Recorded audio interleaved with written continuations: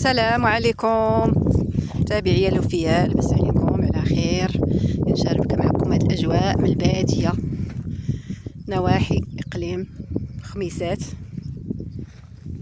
المهم هذه اللي ما كيعرفش شوك حمار او شوك الجمال راه هو هذا. انا باقي خضرين مازال ما باقي ما كامش. غنوريكم واحد اللي اخرين يابسين. المهم هادو هما البذور ديال هاد شوك الجمال. اش ها هو، ها هما هادو هما اللي غاديين بسيلي مارين، دات سيلي مارين تنقيه الكبد. هذه هي يابسه، حاولش يكون فيها الشوك بزاف. يعني هذا الداخل ديالها كتحيدوه، هو فين كاين داك الحبوب السوداء. ملي ما بغيتش يتحيد ليا خصني ندير الموس يعني نسوسها. انا وريتكم يعني الزريعه ديالها. المهم هذه هي شوكة جمال، شوك الجمل او شوكة حمار، كل واحد واش كيسميها. يا هذه. وهذا النعناع، نعناع طبيعي ما شاء الله. الريحه يا سلام، حقل ديال النعناع.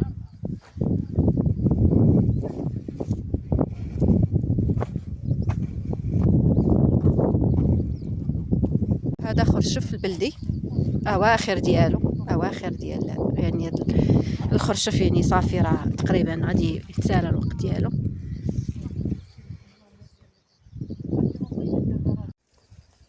وهذا البسباس او التبش تيكون في الاوائل ديال فصل الشتاء، تيبان فصل الربيع.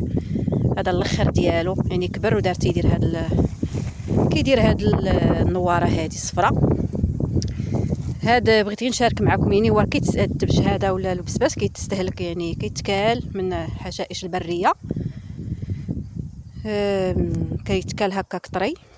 دابا هاد الورده ديالو، هاد النواره ديالو راه هي كتستعمل يعني بالنسبه اللي عندهم يعني مشاكل في الكبد، يعني كتدار في عصائر كتحيد. دابا هاد النواره هادي كتحيد، ها وحده اخرين كتحيد بالجدر ديالها من الارض يابسه مسكينه، كتحيد كلها. دابا هاد الوردات هادو كيتيبسوا وكتحتفظوا بهم.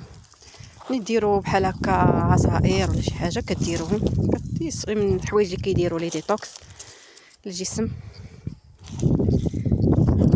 هذا بسباس قلت لكم اللي ما كيعرفوش هو هذا والاستعمالات ديالو. هذا تبارك الله بسباس هنا طري، هنا باقي طري، شاده يعني الطراوه ديالو. واحد الرائحه فيه يا سلام. تبش او ما يسمى البسباس هو اللي كيعطي هذه الورده الصفراء. هذه مطيشه بلديه ما شاء الله. يا الله غتوجد لفصل الصيف. هذه هي مطيشه يعني الحقيقيه البلديه، كيفاش تكون طبيعيه، مبيدات.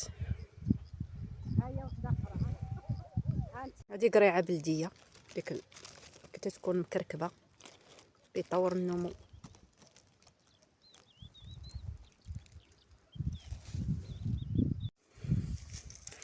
حزارو فزارو. شنو هذا؟ هذا العدس، هو ملي حصدوه مولاه كذا تشوفوا، وديروا هنايا عريرمات تيبسوا عاد غادي يسوسوا. شوفوا يدي كي ولات بالتراب. المهم نوريكم العدس كيفاش يكون.